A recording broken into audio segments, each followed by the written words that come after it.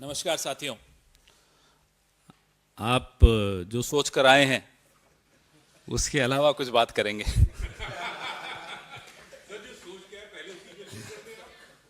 अभी पिछले हफ्ते नज़ारे देखे कि वित्त मंत्री, जो कि परंपरा है बजट से पहले, हलवा बना रही होती है।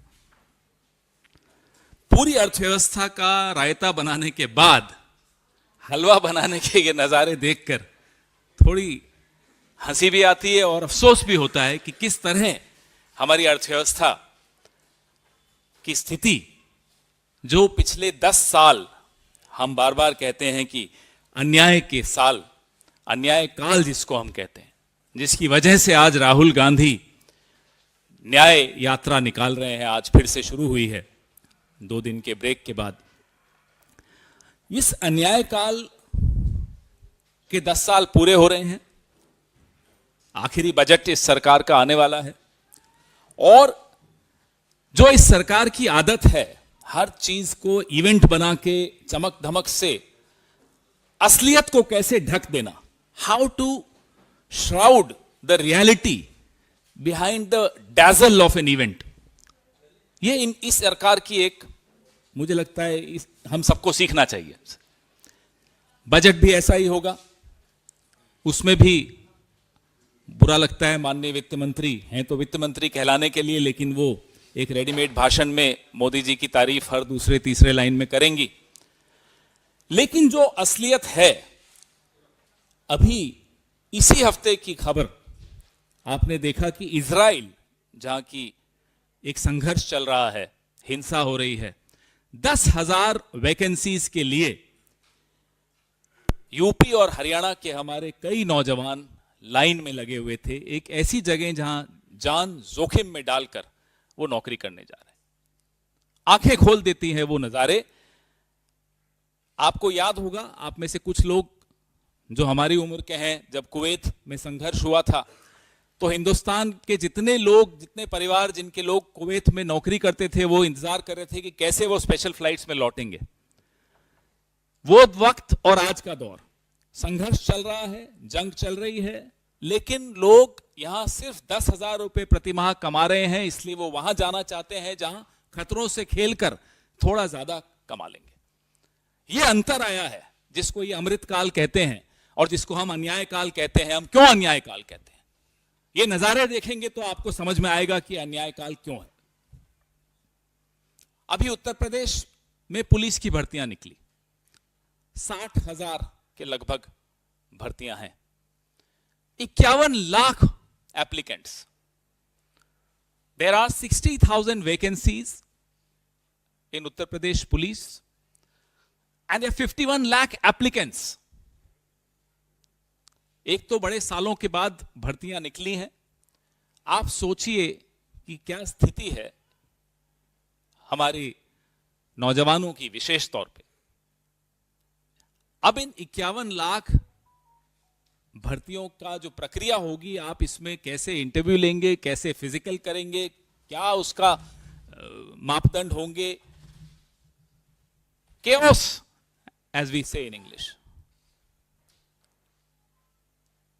तो इस अन्याय काल में मैं 2 आंकड़े देना चाहता हूं। मेरी प्रेस रिलीज में बहुत आंकड़े हैं, मैं अभी वो आंकड़े नहीं दोहराऊंगा, लेकिन जो चौंका देने वाले आंकड़े हैं, these are data points which won't let you sleep. 2 नौजवान हर घंटे आत्महत्या कर रहे हैं, ये पार्लियामेंट में जवाब में दिया गया है। 1 किसान हर घंटे आत्महत्या कर रहा है। तो जवान और किसान की स्थिति आपके सामने है, अग्निवीर योजना आपके सामने है, जो मजबूरियां हमारी मिडिल क्लास झेल रही है, उसके भी आंकड़े मैंने अपनी प्रेस रिलीज में दिए हैं। जो आम आदमी पर जो टैक्स लगता है वो 55% से बढ़ा है, लेकिन जो कॉरपोरेट मित्र हैं उनका 2%, 2 से थोड़ा ऊपर, 3 से नीचे प्रतिशत बढ़ा है।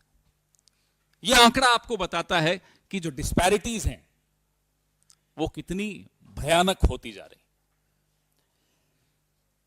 हमारी अर्थव्यवस्था के लिए कहा जाता है कि ये उपभोक्ता चलाते हैं, it's a consumption driven economy. तो कंजम्पशन का डेटा भी मैंने आपको दिया है कि जो 21 साल का रिकॉर्ड टूटा है, कंजम्पशन में भी गिरावट आई है। 21 साल का रिकॉर्ड कोई छोटी बात नहीं होती। एफएमसीजीज की जो सेल है 2023 में फिर से नहीं बढ़ी, नहीं दिखी बढ़ती हुई, और जो घरेलू बचत है उसका 50 साल का रिकॉर्ड टूटा है कम होने में। 50 years record of household savings has been broken। इसलिए जितनी आप तड़क भड़क करके इवेंट्स करते हो, ऑप्टिक्स देते हो, टेलीविजन पे नजारे दिखाते हो, असलियत क्या है वो आपके सामने इन आंकड़ों से दिखती है। और अगर आंकड़ों में भरोसा नहीं है, दिल्ली से थोड़ा, दिल्ली के भीतर कुछ बस्तियों के मैं आपको नाम देता हूं, वहां घूम लीजिए, आपको मालूम पड़ जाएगा असलियत क्या है। छोड़ दीजिए बस्तियों को, मिडिल क्लास की क्या हालत है वो देख लीजिए। तो ये आंकड़े झूठ नहीं बोलते, आंकड़े तो कुछ सच बताते हैं, बाकी सच आपको जानना है। आइए भारत जोड़ो न्याय यात्रा में, रास्ते में आप लोगों से मिलिए, उनकी स्थिति देखिए, आपको समझ में आ जाएगा कि क्यों ये अन्याय काल है और क्यों राहुल गांधी जो 5 स्तंभ न्याय के बता रहे हैं उन पर क्यों वो ज्यादा जोर दे रहे हैं युवाओं के लिए खास तौर पे। क्योंकि मैंने आपको आंकड़ा दिया बेरोजगारी का, मैंने आपको आंकड़ा दिया आत्महत्याओं का, और जिस देश में हर घंटे 2 नौजवान आत्महत्या कर रहे हो, उस देश में और कोई मुद्दा कैसे चर्चा का विषय बन सकता है, मुझे नहीं समझ में आता। किसान, जवान, इन दोनों की जो स्थिति है, मिडिल क्लास की जो स्थिति है, उसके बाद मुझे लगता नहीं है कि ये जितना भी ये आर्टिफिशियली इवेंट्स ला लाकर हम सबको डिस्ट्रैक्ट करने की कोशिश करते हैं, हमारा ध्यान बांटने की कोशिश करते हैं, असलियत नहीं छिप सकती। तो युवा न्याय, भागीदारी न्याय, नारी न्याय, किसान न्याय और श्रमिक के लिए न्याय, ये तमाम जो 5 स्तंभ हैं, ये समाज के उस हर वर्ग के लिए न्याय की बात करते हैं जिनको पिछले 10 साल में अन्याय का दंश झेलना पड़ा। सेना की जो पक्की नौकरियां हैं वो बंद हैं। ये स्थिति में हम कैसे आए हैं ये भी समझना बहुत जरूरी है।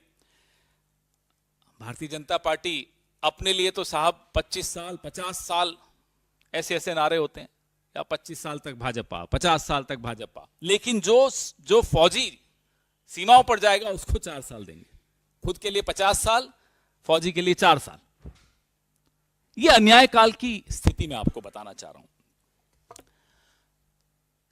और बड़ा घमंड से कहते हैं कि साहब 80 करोड़ लोगों को हम 5 किलो राशन दे रहे हैं। ये घमंड की बात है। ये किसी भी सरकार के लिए शर्म में डूब मरने की बात है। They should be ashamed of this data that 80 crore people have to depend on free rations.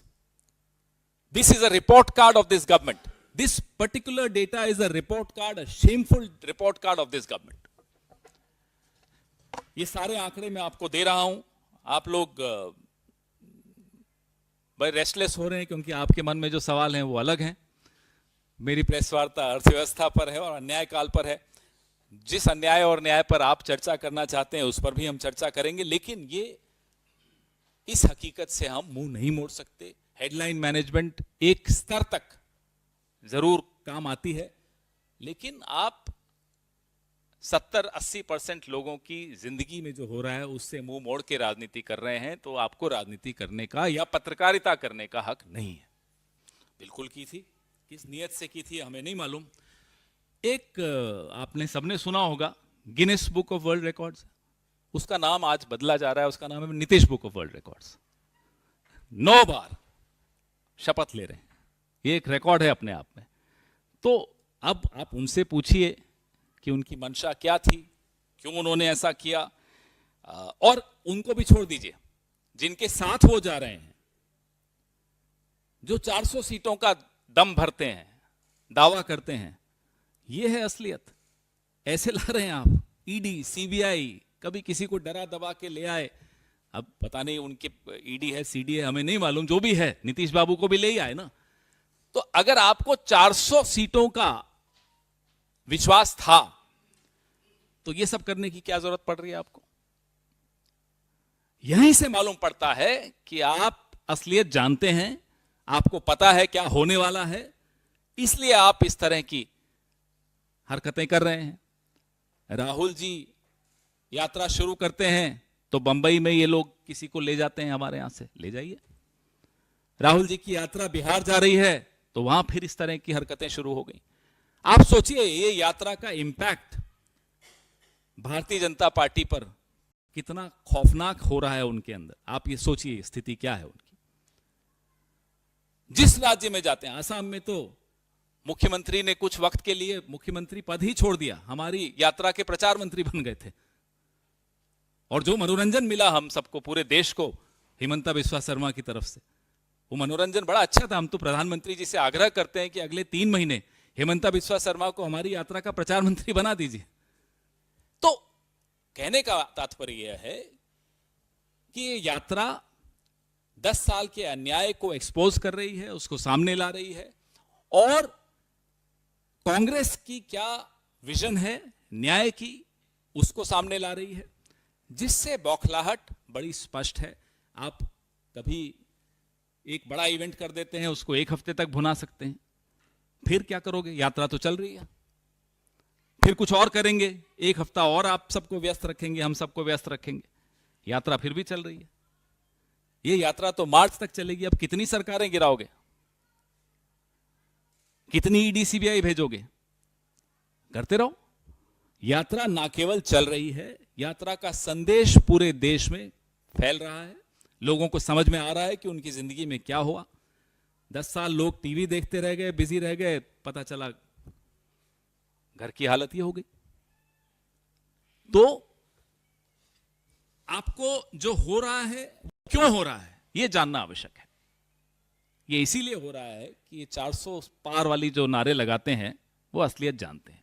ये इसीलिए हो रहा है, वो भारत जोड़ो न्याय यात्रा की से घबराए भी हुए हैं, उसका असर भी जानते हैं। नहीं, ऐसा नहीं होता। एक बड़े राजनीतिक दल, राष्ट्रीय राजनीतिक दल की कई जिम्मेदारियां होती हैं। उन जिम्मेदारियों के चलते हमारा प्रयास रहा, मालूम होते हुए भी, जैसा कि हमारे माननीय अध्यक्ष ने कहा, मालूम होते हुए भी हम चुप रहे। लेकिन पूरा देश देख रहा है, बिहार की जनता देख रही है कि कौन इस दौर में जनता के साथ है और कौन उनके साथ है जिनकी वजह से अन्याय हुआ। यह संदेश आज स्पष्ट हो गया है। जो चले गए उनकी मजबूरियां रही होंगी, जो चले जाते हैं उनकी 2 ही मजबूरियां होती हैं, या ईडी होती है या सीडी होती है। तो मैं नहीं जानता उनकी क्या मजबूरी है। जी, हमारे मित्र हैं। पूरा देश सुन रहा है। 1 हफ्ते पहले त्यागी जी क्या कहते थे वो भी पूरा देश सुनता था। 1 हफ्ते बाद क्या कह रहे हैं वो भी सुन रहा है। 1 महीने बाद क्या कहेंगे वो भी सुनेगा। लेकिन हम सबको उनसे ये सीखना चाहिए कि कैसे पलटना, एकदम पलट जाना, ये एक कला है जो नीतीश जी से भी कुछ लोगों को सीखनी चाहिए और त्यागी जी से भी सीखनी चाहिए कि उसको कैसे जस्टिफाई करना है। फिर पूरा देश, पूरा इंडिया अलायंस हकीकत जानता है। कौन नीतीश बाबू को कन्वीनर बनाने के लिए सबको एक मंच पर लाने की कोशिश कर रहा था, यह भी सबने देखा, सब जानते हैं। और नीतीश बाबू जब अपने कमरे में अकेले होंगे, आईने के सामने जाएंगे, तो उन्हें भी हकीकत मालूम है कि किसने उनके लिए क्या किया। कोई और पार्टी ऐसी जाने की कोई कोशिश नहीं कर रही। गठबंधन का एक सफर होता है, एक यात्रा होती है। उस यात्रा में स्पीड ब्रेकर्स भी आते हैं, उस यात्रा में रेड लाइट्स भी आती हैं, उस यात्रा में येलो लाइट्स भी आती हैं, और फिर उस यात्रा में ग्रीन लाइट्स भी आती हैं, और फिर मंजिल भी आती है। आप बड़ी पुरानी पत्रकार हैं, आप जानती हैं, आपने कई गठबंधन देखे हैं। अटल जी के वक्त के गठबंधन भी देखे हैं, नरसिम्हा राव जी के वक्त के गठबंधन भी देखे हैं, सोनिया जी और डॉक्टर मनमोहन सिंह जी के वक्त के गठबंधन भी देखे हैं आपने। तो गठबंधन का सफर लगभग इसी तरह का होता है जैसा कि आज आप देख रही हैं। Not everything can be revealed at this stage. There are processes that are behind the curtains, but those processes are going on always. and at the right time the outcome is shared with people and the media. There are processes that are, as I said, these processes are ongoing always. नहीं, कोई खफा नहीं है, खफा की कोई बात नहीं होती। गठबंधन में इस तरह की बातें होती हैं, चर्चाएं भी होती हैं, कुछ चर्चाएं सार्वजनिक होती हैं, कुछ चर्चाएं सार्वजनिक नहीं और बंद कमरों में होती हैं, लेकिन अंततोगत्वा एक आम सहमति से निर्णय लिया जाता है और वो सामने आता है। मैंने तो सोचा था आपके पास बहुत कठिन सवाल होंगे, ये तो बड़े आसान है।